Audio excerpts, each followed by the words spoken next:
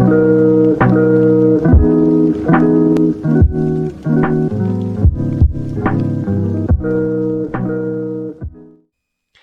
guys, what is going on? Rush here, and welcome back to another episode of Cards and Castles Ranked with Red, where today we are jumping into the, I believe, July 2021 season with the Red Zoo, seeing how it's going to do.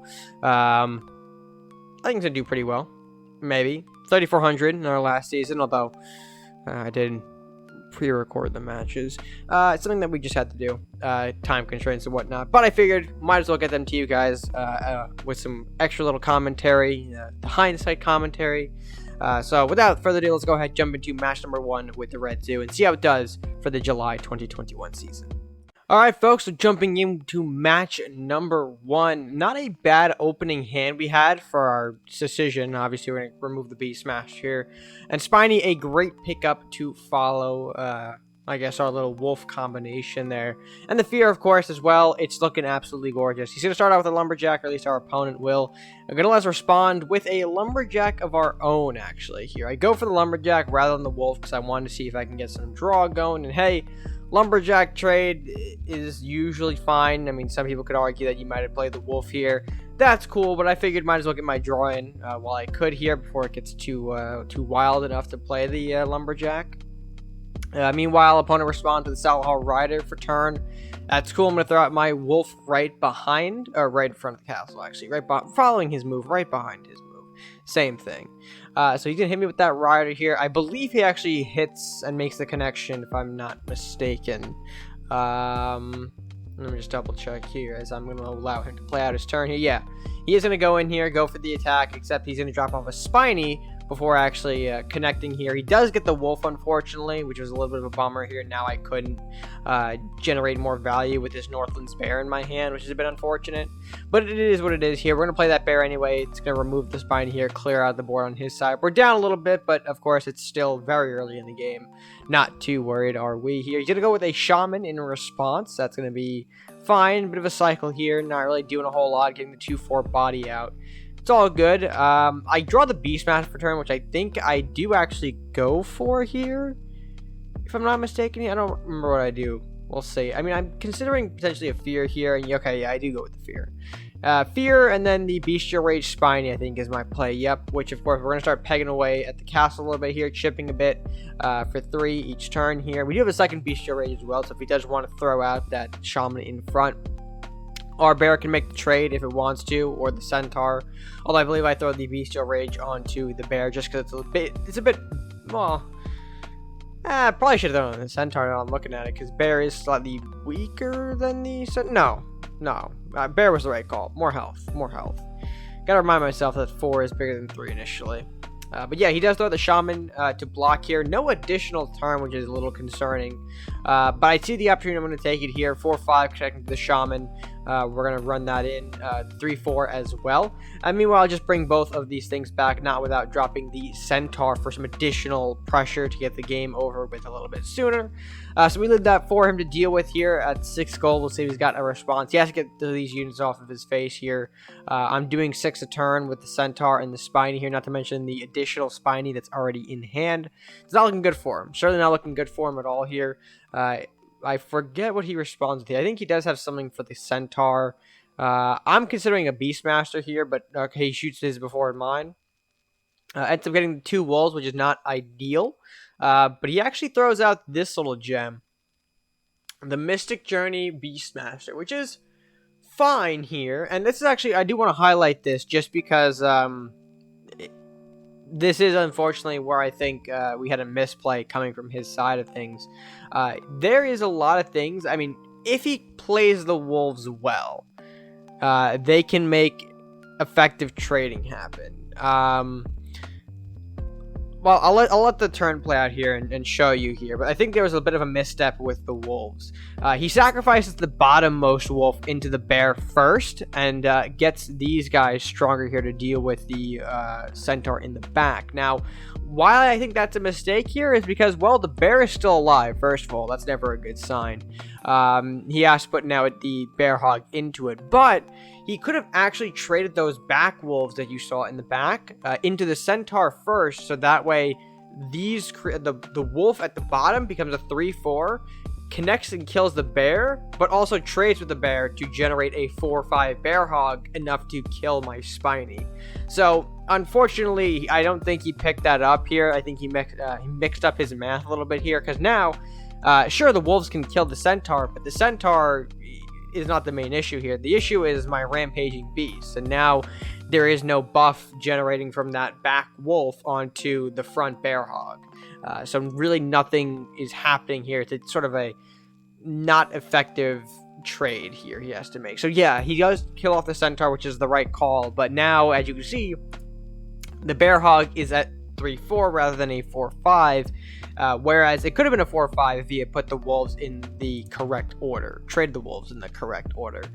So now, unfortunately, he's gonna have to do a bit of a scuffed connection here. I think he does put the bear hog in to both the spiny and the bear. He has to remove the bear at the very least, and I think he doesn't throw the wolf to block up either. Yeah, which I thought was a little strange here, because now I can just simply peg 3 to the face. Come down here, eliminate the Beastmaster, and clear the board here. And Griffin, I draw for turn, is a perfect follow-up to just keep the pressure up, the pressure going, especially on a clear board like this here. So yeah, there goes the spiny here. I do go with the Beastmaster over the Windfall Griffin, just to kind of maybe bait out something from his hand here. I have no reason to not play the Beastmaster. I think it's better to play the Beastmaster here rather than the Griffin, because if I had thrown out the Griffin first, followed up with the Beastmaster, I would have risked the opponent being able to kill off the Beastmaster and thereby killing the Griffin without actually having to deal with the Griffin. So that's not really effective here. So what we're going to go instead is for the Beastmaster. He has a Spear Strike Hassan Sadigar, which kind of foretells that his hand isn't looking too hot, especially because, playing 5 gold out of the 7 he has just for draw, it's not very great. So we do see he is going to throw up the block here. That's fine. However, I'm going to just take advantage of that, put the wolf into face, I believe. I do connect with the bear on that guard. Yep, going to run that in here, following up with the wolf here. And I go for, I think, the Mordok rather than the Griffin, just because, again, I have that Beastmaster on board. I don't want to risk losing the Beastmaster and thereby losing the rest of my board. Mordok does a little bit of spice into the mix here, just so that way I can just keep the pressure going. Probably a bit of a misplay on my part. I probably should have been just more gung-ho, moving it 2 up, but my thought was, in that big hand, he had to have had some maybe kind of freeze, like a freezing pillar. So if I had played the Mordok in the usual 2 up, he would have dropped pillar right in the middle there, freeze off everything, create some chaining opportunities, which I didn't really want to see. So hence why Mordok going to be chilling a little farther back here. Plus he has to spend a unit to kill off this, bear and the wolf anyway, so chances are that might stick, and Mordok can just take advantage of that if it does. So going into turn 8 now, he lost the coins and no, I believe, no Yenneroth turn 8, which is unfortunate, but it is what it is here. I don't remember what his play was here to stop all that I had incoming. Oh yeah, Lightning Blade to the bear, but it does keep the guard alive, which was what I told you. If he had to spend a unit here and that unit stayed alive here, there'd be food for my Mordok, which again graciously provided me with. Following that, he's gonna Bestial Raise, which I thought was a smart play here. It does connect and kill off the Mordok. It's a little bit of castle damage, keeps the unit spawn to a minimum and in the back at that, so he has more time to prepare. The Spear Strike, unfortunately, I think was needed just for the draw on his side, maybe. But yeah, I will draw the Headless Horseman from the pull. That's pretty good. Now I'm just waiting for a global here with the Spiny here. I throw out the Respect. I unfortunately don't get the initial pull with the Spiny here, so instead I think I just play the Griffin and Lumberjack, and I rush those guys up. Again, I'm searching for a global here just so that way the Spiny can put in the last bit of damage to end the game. And I wanted to keep a unit alive so I could throw the companion down, so hence why Horseman being shot up rather than rushing, advancing forward to hit the castle in the next turn. And then we move on to, turn 9. So Yenneroth is now active on the board. If he has it, he might as well play it. I forgot what he goes for here. Okay, yeah, Yenneroth does hit the board. Big 6/8. It does freeze off the board here. Can't even kill the Griffin, though. He's going to throw it right up there. At this point, I'm getting a little nervous that there is no global, and I have to deal with the Yenaroth, but then there it is. Blacksmith. I believe the footage is being scuffed here, but yep. Spiny comes in. There's the Blacksmith. Connect to 3, and that is game number 1. Pretty strong start for the Red Zoo for the season. I was worried again that we weren't going to see the global to get the closing bits of damage here, but thankfully we did. I don't know if the Yenaroth would become scarier if the time went on, but nothing to worry about. Game number 1 down. We do get the win. Let's go have in game number 2, though, and see what is in store for us there. All right, folks, and jumping into match number 2. Looking a little strong in the early game yet again here with a nice curve, the 2-3-4 with the Dark Bender. I think I actually, I do commit to this because I think it's just a nice set to have here. You throw the Wolf out early, you burn any sort of potential threats with the Blue Fire, then you establish Dark Bender turn 4. It just seems fantastic.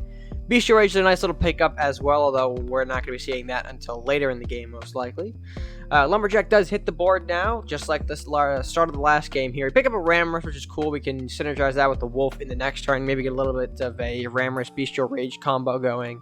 We'll see how he's able to respond to the Wolf. I'm not sure if he does. I think he might take the draw, and I think... No, actually, he doesn't take the draw, and he actually passes turn 2. That's right. At that point, I figured that's great. I'm going to throw the Ramrus out here. It gets the Wolf a little stronger here. We rush that in. We throw the Ramrus and the Lumberjack in the back here. Lumberjack to set up for an eventual potential trade with his Lumberjack, although I think he has to use it to get rid of our Wolf here. Throws up the Matty, though, revealing a Headmaster Saurus.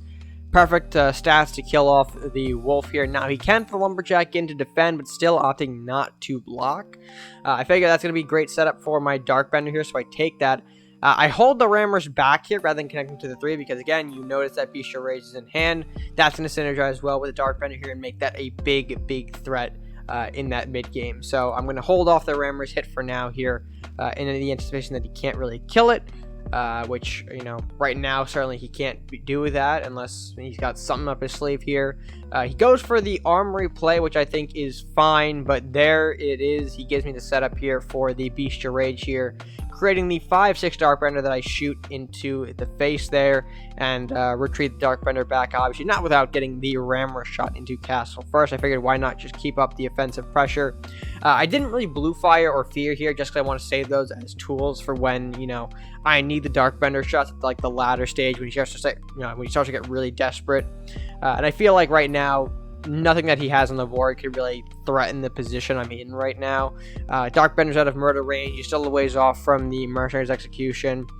We have time. We certainly have time. I believe he actually throws out something to deal with the Ramrus here. I'm just waiting on that exact thing. But the Lumberjack you saw had to go in to get the draw going. Makes sense. Throws out the Elvish Thief as well to finish off the Ramrus, which is unfortunately not the best of trades for him. Putting a 4-3 into a 3-2 is not what he wants to see here. I believe he does Matty block here, though. That is, I think, something he does, plus something else. Yeah, he coins into what? Yeah, Flux. Okay, Flux. Flux was the coin. And at this point, I figured, all right, man is getting desperate here. The hand is not looking too good. The Blue Firebolt is an extra little juicy layer here that's going to really help me close out this game. The Dark Bender going to go ahead swing for another 5. We do hit the bolt on the Armory, I believe, first, right? We do hit the bolt on Armory here. We do get the Lumberjack kill. Not trade, mind you, kill. And then, of course, we bolt the Flux as well, just because I figured it's good to keep him off of anything going into this next turn here. Because if he can't deal with the 5-6 Bender on the board, it's game. He Magic Eaters, he Swiftness to put him up at, I believe, 5 movement, but that is not enough to reach. He sees that, and of course, he throws out the Surrender. Not able to kill the Dark Bender, unfortunately. I think he had a bigger plan with some First Strike, potentially. But unfortunately, the movement cap really, I think, just was his downfall in the end. If he had played the Magic Eater sooner, although I get why you don't want to. I didn't throw out any burns in the early game, so chances are pretty high that I have a good Blue Firebolt set up in my hand. And yeah, it just didn't work out for him there. And we had a great little, you know, Dark Bender setup there. We had a good opportunity to get that engine going, which unfortunately didn't seem like he had anything in the early game to really get going himself. So that's a little unfortunate, but it happens. It happens from time to time. So with that being said, folks, match number 2 complete. Securing another win for the Red Zoo deck, but we still have more matches to get to, so let's go ahead and get into match number 3. All right, folks, and match number 3 now underway, as we've got a bit of a rougher opening here than I would have liked to see. We're going to try and cycle away the Armory and the Dragon's Fire here, not getting much better luck with the Bestial Rage and Griffin, especially in the earlier stages of the match. We do have the Fear, which is nice. Mordok, not the pickup I wanted to see, though. Certainly not the pickup I wanted to see. Our opponent opens up with Trent turn 2, excuse me, and that's fine. I'm going to fear back this Trent just to get myself a little extra set of time. Would have appreciated that RedMaster come a little bit earlier into my hand rather than the Blacksmith, so I could have set that up. But it is what it is here, as our opponent is going to set up a Flying Books in response. I do get the Mana Core for turn, which I find interesting. I don't think... Do I go for it?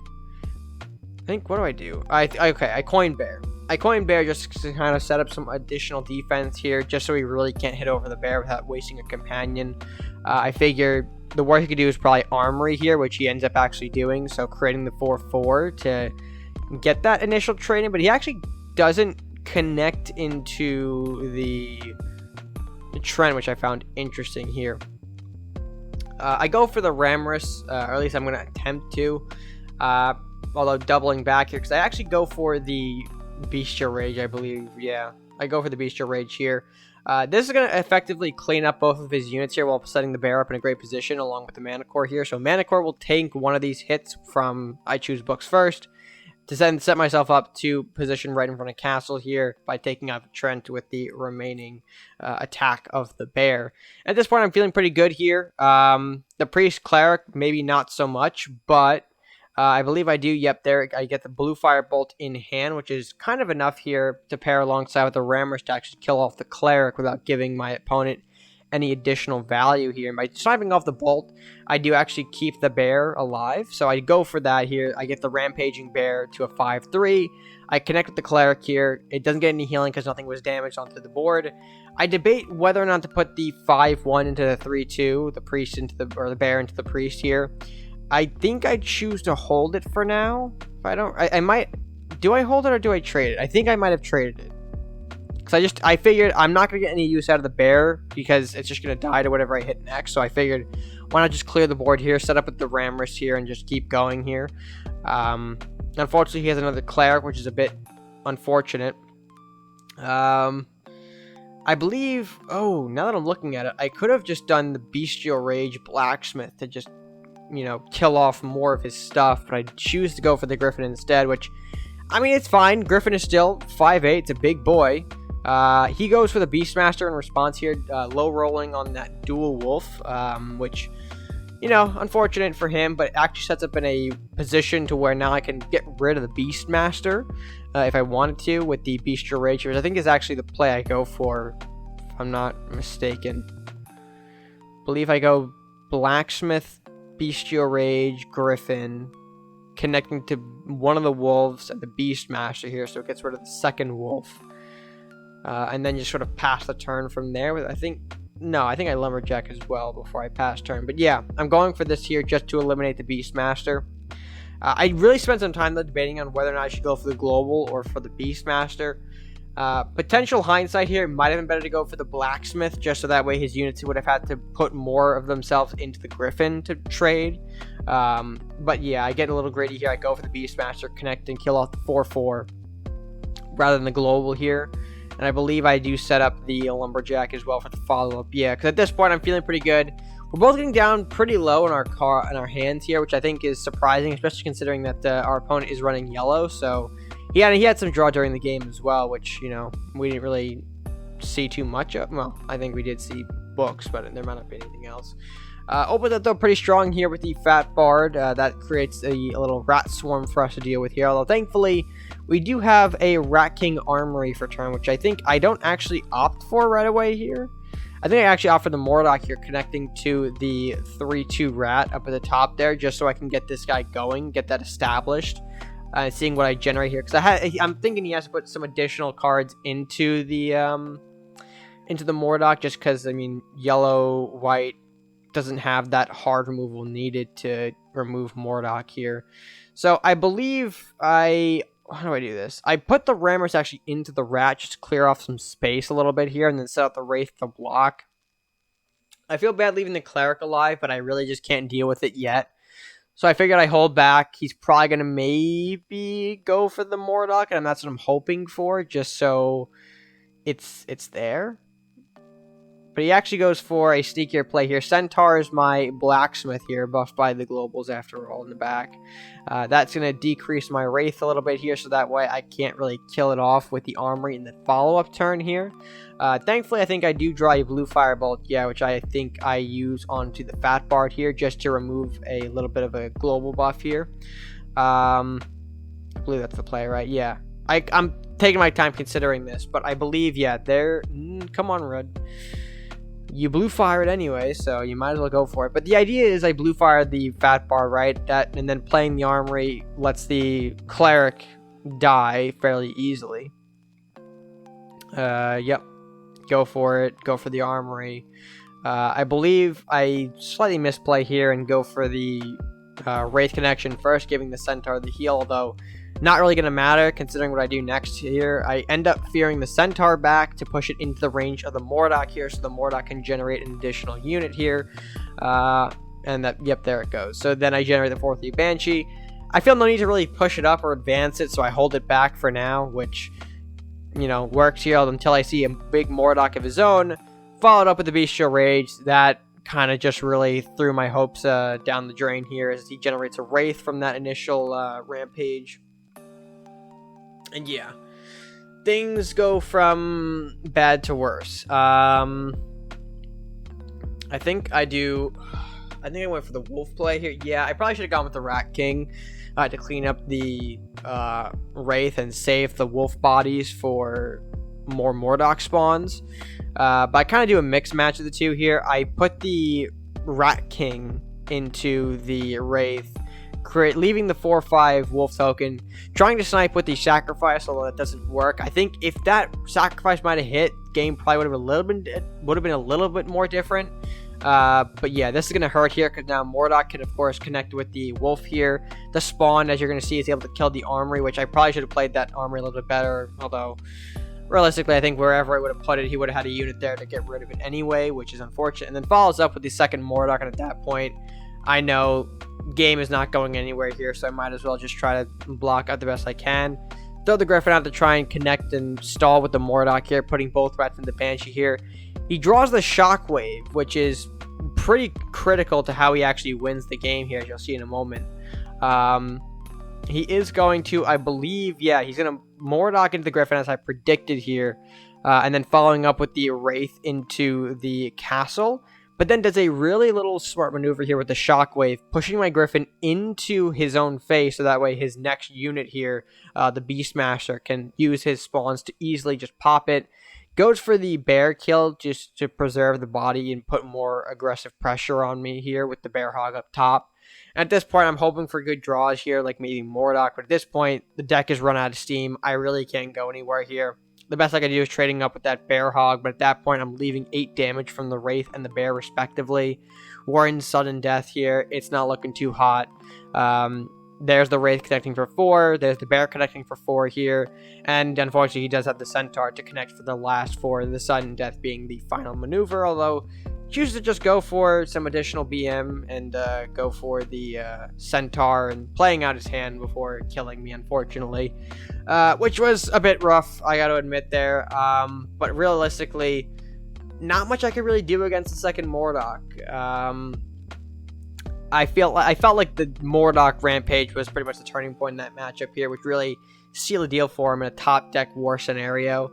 And yeah, my deck just ran out of steam. It couldn't keep up toward that later on here. It put up a good fight, was in control most of the matchup, but just really faltered when it mattered the most, which is unfortunate. But, I mean, we still have 2 more games left, folks, so that means we have to go on to match number 4, so let's go ahead and get to that right now.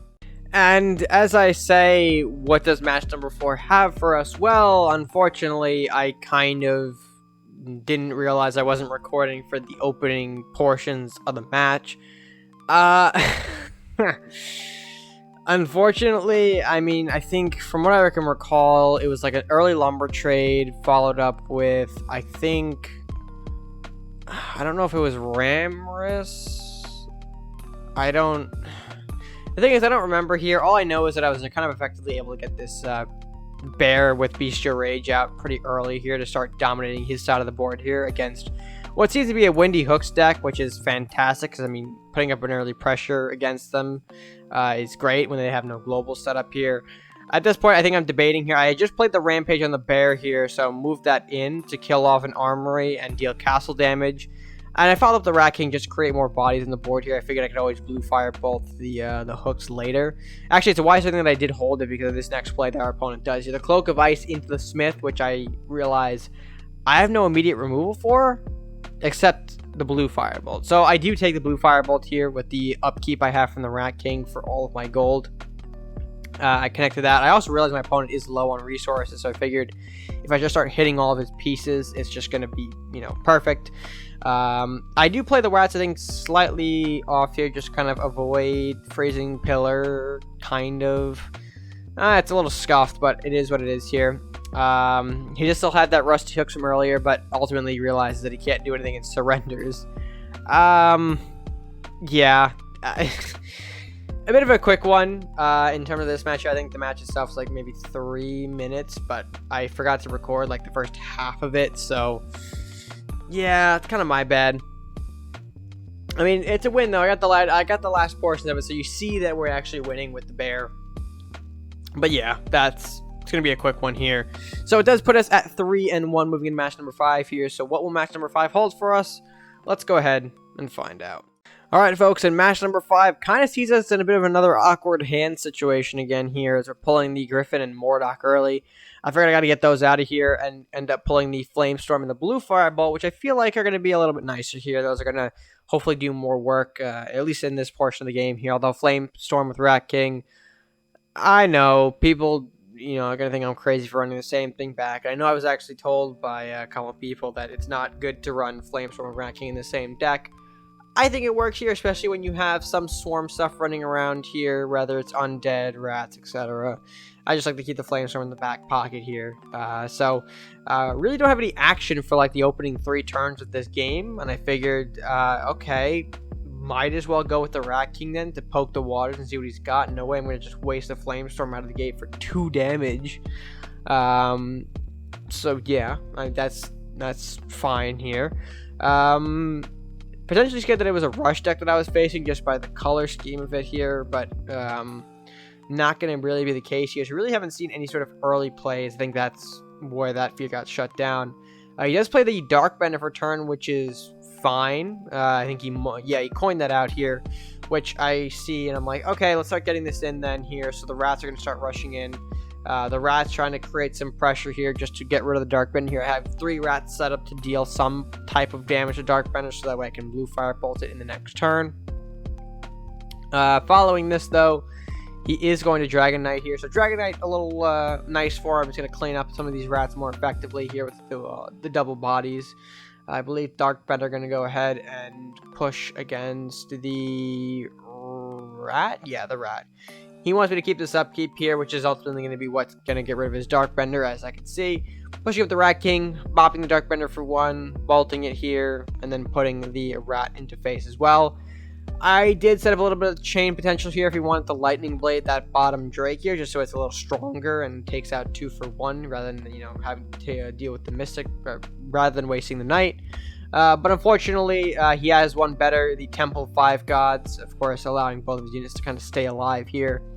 I think I could have Flamestormed here, certainly would have cleared the board to a degree here, but I think I kind of get greedy, go with the Beastmaster here just to see what I could pull, which, again, may not have been the smartest move from me here. It probably would have been better to just pop the Flamestorm, although I don't really think it matters here because he is in Warlock, so that means Burn is on the table.